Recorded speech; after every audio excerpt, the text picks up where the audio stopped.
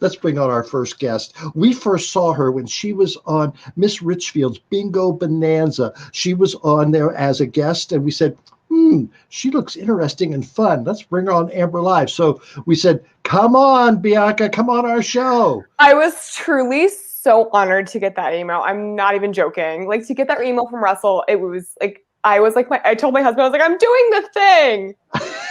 I'm doing it. So thank you so much. And I'm so honored to be here, Amber. And it's so nice to meet you on screen. Oh yeah, well we have in common because both of us have been guests on Miss Richfield's Bingo Bonanza. That's every Monday night at 8:00. Yeah. And so Chris Caputo actually is the reason that I got involved with Miss Richfield. He was like, "You'd be just amazing," because I used to play Caption That, which is a very like silent thing with Nicole Hollowell. And like you would just like put the captions in, and I was just hilarious. And Chris was like, "Who are you? Like, what is this? You're funny." I was like, "I used to be a copywriter, my friend. I'm a podcaster now. That's what I do." Anyway, hi. But you're going to be on Bingo Bonanza tomorrow night, did you say? Of course, yeah. So it's my second time. So it's going to be Naughty 90s, and and I was like, I literally my entire like I'm a child of 1989, so like. The entire 90s is my childhood. So I love Beanie Babies and everything. So I don't know what I'm going to wear, what I'm going to do, but I'm currently wearing a Muppet shirt. So we'll see. Well, so we'll see. All right. So not everyone might not understand or comprehend what the imposter syndrome is. So could you tell us more about that? So it's like if you walk into a room and you like look around, you're like, I'm not meant to be here. Everyone's smarter than me. Everyone's better than me. They're going to know I'm like not meant to be here. But for me, this whole podcast situation was that I was a marketing director. I was there for about a year, and then I got laid off due to the pandemic. And it came to me in a fever dream, like I should probably start this podcast. I've always wanted to do a podcast, which is what I really wanted to do.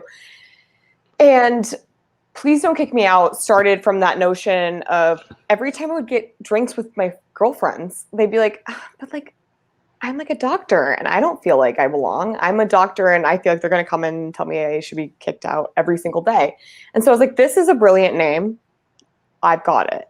So I started this podcast on the 25th of March last year. And I've been doing it for 1 year. And really it's just the notion, what I've been finding in the last year is that everyone feels this way. Everyone feels like an imposter. They feel like they don't fit in. And that is okay.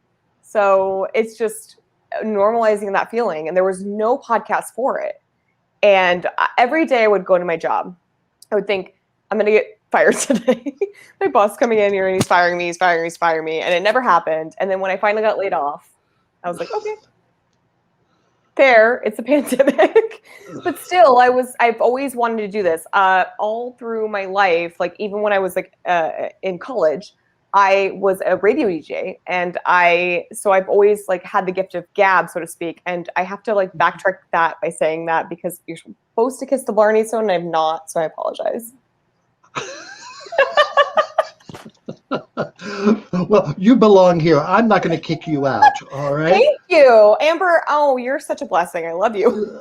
So tell me, what type of guests or who are your guests that you have on your podcast? You know what? I've actually put a bar on no life coaches anymore because I've had too many of them, and they're a lot, and they have the same story. I'm looking for LGBTQIA plus people. I'm a very much an inclusion person. I love trans stories. I love stories about being gay. I was just at a party last night for fully vaccinated, my friends, and they're all gay men, and I was the only woman there. And they were like, "You're a gay man in a woman's body and we love you." And I was like, thank you. But truly, I just really care about like doing the unsung voice and like helping to help people understand that it's okay to not feel like you fit in. So my podcast focuses on talking about the first question, of course, is do you feel like you have it all figured out? Because when you walk into a room and you look around, you're like, they all know what's going on. It's like, no one knows what's going on. The answer is no. And if you don't know, then that's weird. And then the next question is about imposter syndrome, like how you define it. And then the following question is about success. Like, how do you define success? Like, do you feel successful? And it's all so deeply ingrained into this like feeling of anxiety and this feeling of like, and so I have told stories. Some of my favorite guests have been amazing and incredible. One of my favorite stories is my friend Carolina.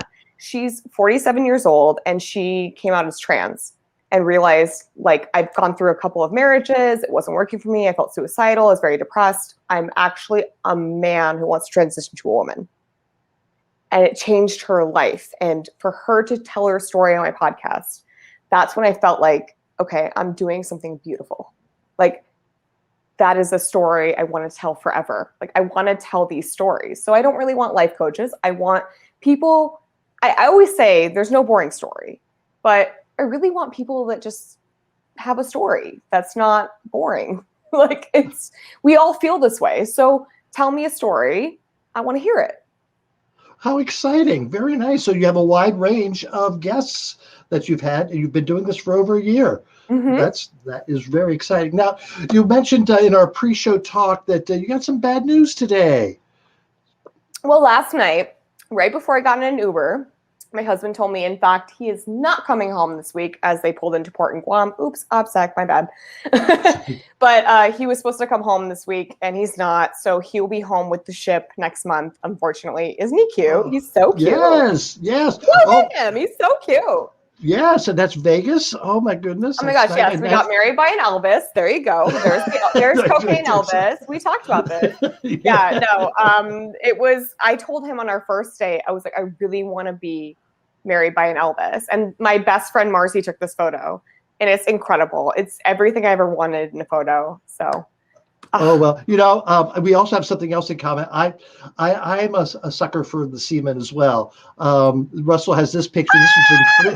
This was Fleet Week 10 years ago. No, it's not. I love it. Okay. Question. How long have you known Russell? Are you like best friends? Like, what is this? Russell and I have known each other for 25 or so years. Yes. You suckered him into doing your thing. Well, I started this off and just me sitting in a chair talking, and he goes, "We can do better." So yeah. So we have. Yeah. Russell is lovely, and you're in Vermont. So actually, one of the worst boyfriends I've ever had was from Stowe, Vermont. Well, Stowe. Well, you'll have to watch the documentary that Russell made about me and my troupe called Slingbacks and Syrup. It's Russell's story about his it's a good story. It's a good story. You're just gorgeous and lovely, and I just love you, and I'm sorry. I'm just I've had some beverages, so hi. Well, very good. All right, Bianca, it's lovely talking to you. So we'll have you back in the show. Think of some questions you want to ask me and our next guest, and bring that dog with you as well. Okay? I will. He's behind me. Okay, very good. Thank you very much, Bianca.